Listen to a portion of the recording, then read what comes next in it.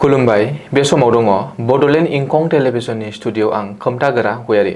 खुलुमबाय बे समाव बडलेण्ड इंखं टेलिभिजननि स्टुडिअ आं मिथिखा नार्जारि। दिनैनि गाहाय रादाबफोराव दङ।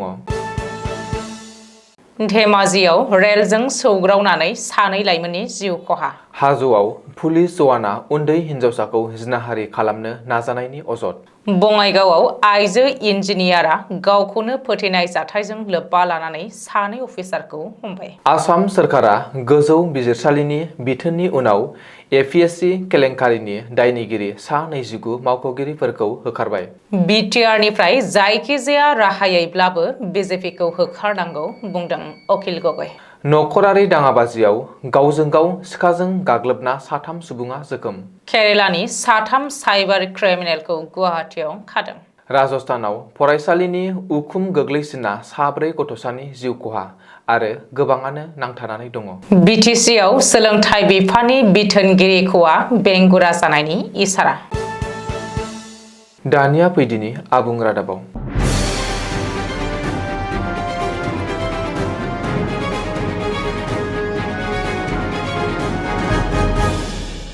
धेमाजियाव खारफुनाय रेलगारिजों सौग्रावना सानै लाइमोना जिउ गोमादों। खारफुनाय रेलगारिनि सौख्लायनायाव सानै लाइमोना जाथायसालियावनो जिउ गोमायो। दिनै फुंबिलियाव धेमाजि जिल्लानि बेरगाव रेलगेटआव जादों बे गिख्रंथाव जाब्रबथाया। मिन्थिनो हानाय बादिब्ला बे गिख्रंथाव जाब्रबथाया कामरुप एक्सप्रेस रेलगारिजों जादों। रेलनि सौग्रावनायाव जिउ गोमानाय सानै लाइमोनखौ अमित सनवाल आरो उत्तम सनवाल होननानै सिनायथिनो हादों।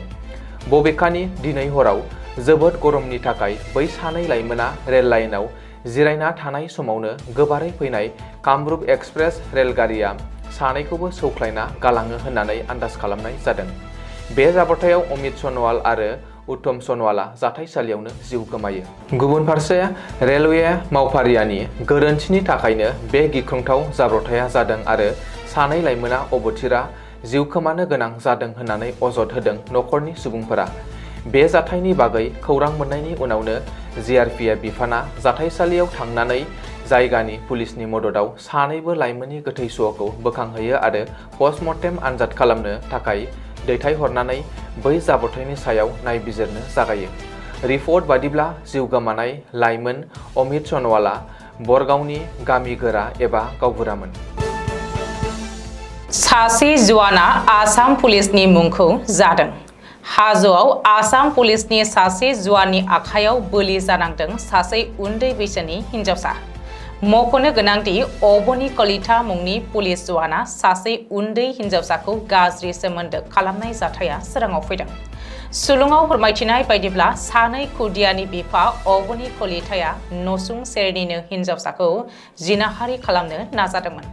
न'आव रावबो गैयैनि खाबु लानानै गावनि बिबौनि न'आव हिन्जावसाखौ जिनाहारि खालामनो नाजादोंमोन अबनि कलिताया।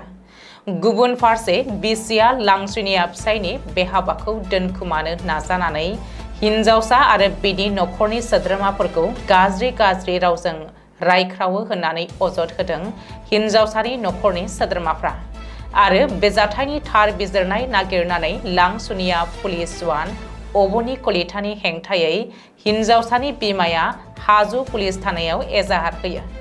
बबेखानि बे जाथाया सोराङाव फैनायनि उनावनो हिन्दु जागरण मंच, बजरं दलजों लोगोसे जायगानि सुबुंफ्रा हिन्जावसानि नखराव थांनानै खौरां लाहैयो होननानै सुलुङाव फोरमायदों।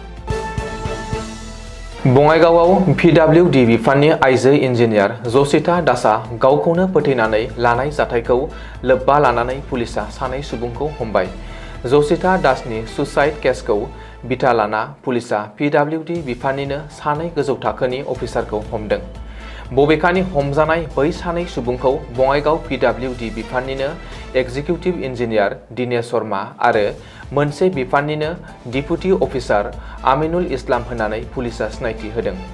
मख'नो गोनांदि गुवाहाटी नोगोरमानि सिलपुख्रिनि थागिरि जसिता दासनि गोथै सहखौ समबारखालि बङाइगावनि गंसे भारा न'निफ्राय बोखांनो हादोंमोन। गावखौनो फोथैनानै लानाय हालोदाव बोखांनो हादोंमोन जसिता दासनि गोथै सहखौ।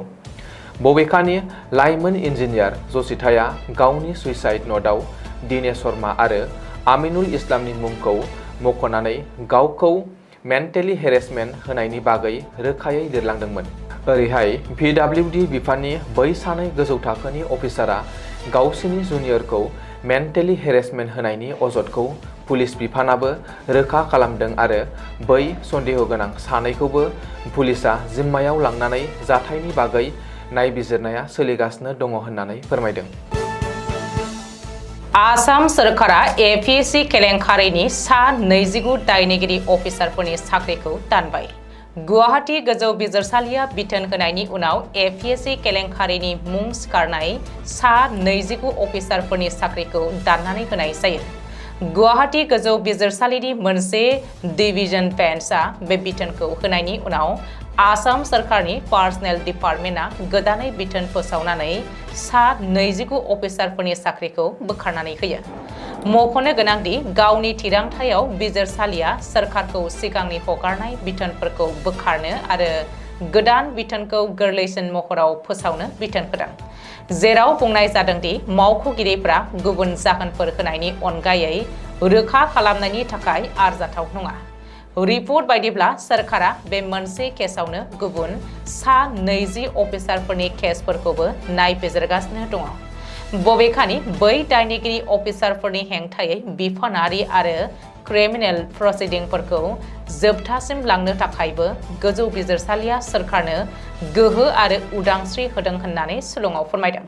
बेखौबो मख'नो नांगोनदि आसाम सोरखारा बैसोर अफिसारफोरखौ होखारनायनि बागै सिगाङावनो बिथोन फोसावदोंमोन, नाथाय माखासे जाहोनाव बे बिथोनखौ बोखारनो बिजिरसालिया बिथोन होदोंमोन।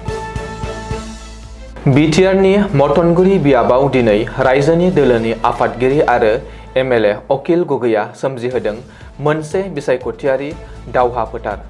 मख'नो गोनांदि मटनगुरि बियाबनि मिलन बाजाराव खुंनाय मोनसे गेदेर सुबुं मेलाव अकिल गगैया बिबुंथि लाखिदों। मख'नो गोनांदि सुबुं मेलनि सिगां समाव अकिल गगैया खौरांनि गेजेरजों BJP दोलोनि बेरेखायै गोख्रों रागा जोङो। रायजोनि दोलोनि आफादगिरि आरो MLA अकिल गगैया बुंदोंदि फैबाय थानाय BTC बिसायख'थियाव दिनैनिफ्रायनो रायजोनि दोलोआ हाबबाय। दिनै मानास बिधानसभा बियाबनि सिङाव थानाय मटनगुरि बियाबनिफ्राय बेखौ फोसावबाय। रोखायै रायजोनि दोलोआ BTC बिसायख'थियाव बाहागो लागोन।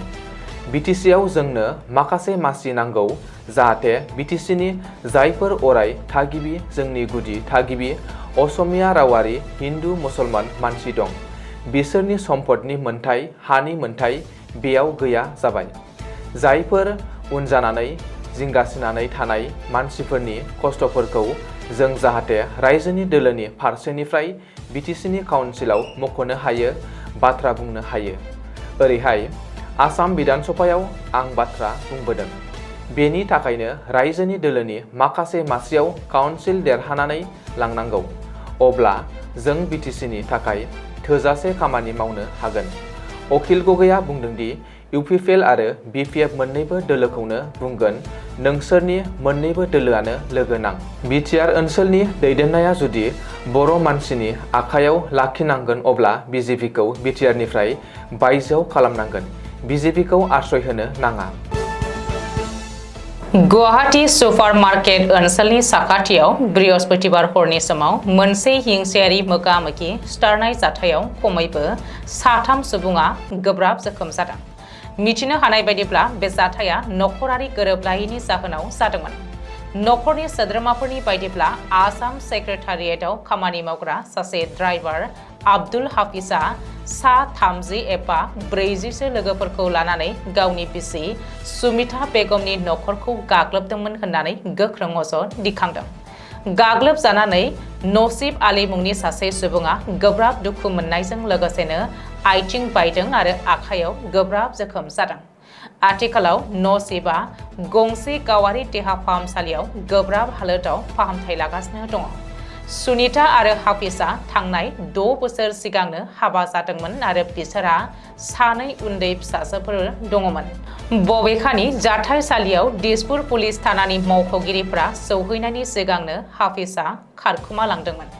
दासान्दि पुलिसआ दायनिगिरिखौ नागिरनायजों लोगोसेनो बे जाथायनि सायाव नायबिजिरनो लाबाय। साइबार क्राइमनि बेरेखायै सिग्रोमनायाव दिसपुर पुलिसा बृहस्पतिबारखालि गुवाहाटी सुपारमार्केट ओनसोलनि गंसे हटेलनिफ्राय साइबार फ्रड रेकेट खालामग्रा केरेलानि 3 लाइमोनफोरखौ खादों।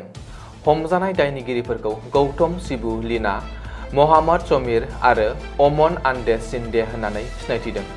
पुलिसा मिथिहोनाय बायदिब्ला 3 दायनिगिरिफोरा गंसे हटेलाव गोबाव समनिफ्रायनो थाबोगासिनो दंमोन आरो सुबुंफोरखौ थगायनायनि थांखिजों डिजिटेल प्लेटफर्मफोराव बाहायगासिनो दंमोन। संदाननायनि बिथाजों गोख्रै नायबिजिरना दिसपुर पुलिसनि मोनसे हानजाया सिग्रोमनायनि उनावनो हटेलनिफ्राय बिसोरखौ हमनो हादोंमोन। सिग्रोमनायाव साइबार क्राइमाव बाहायग्रा बिसोरनिफ्राय गंब्रै मबाइल फनखौ जब्द खालामनो हादोंमोन। आथिखालाव बिसोरनि सायाव दिसपुर पुलिस थानानि केस नं 619/2025 नि सिङाव केस रेजिस्टार खालामनायजों लोगोसे भारतीय न्याय संहितानि आयेननि सिङाव साजा जाबसिननानै होनाय जाबाय।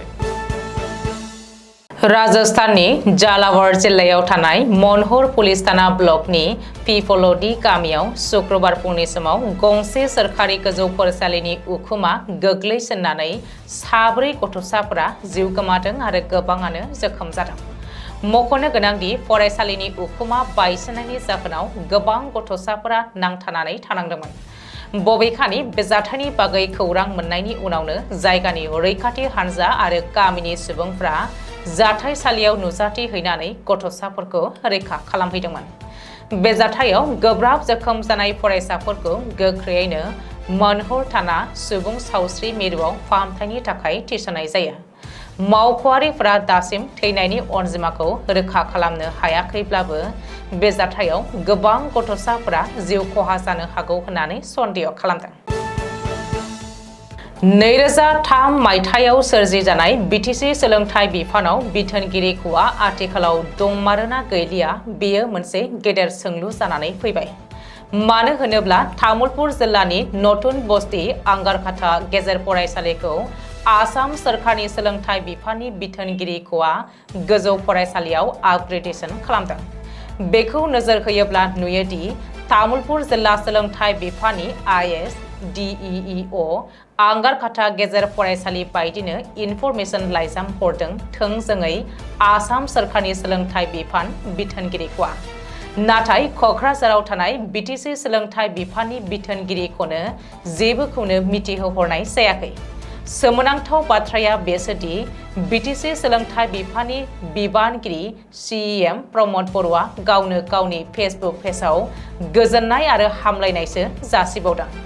बिटिसिआव सोलोंथाइ बिफाना ट्रेन्सफार साबजेक्ट हिसाबै बिटिसि सोलोंथाइ बिफाननि बिथोनगिरि ख'आसो बे खामानिखौ मावनांगौमोन एबा मावनो हायाब्लाबो खमसे खम बिटिसि सोलोंथाइ बिफाननि बिथोनगिरि ख'आ इनफरमेसनखौ मोननांगौमोन।